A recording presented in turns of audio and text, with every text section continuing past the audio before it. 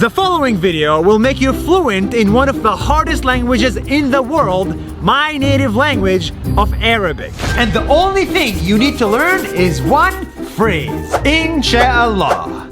Inshallah in Arabic means God willing. And Inshallah is the word we Arabs use to answer most questions. Hey, are you going to school tomorrow?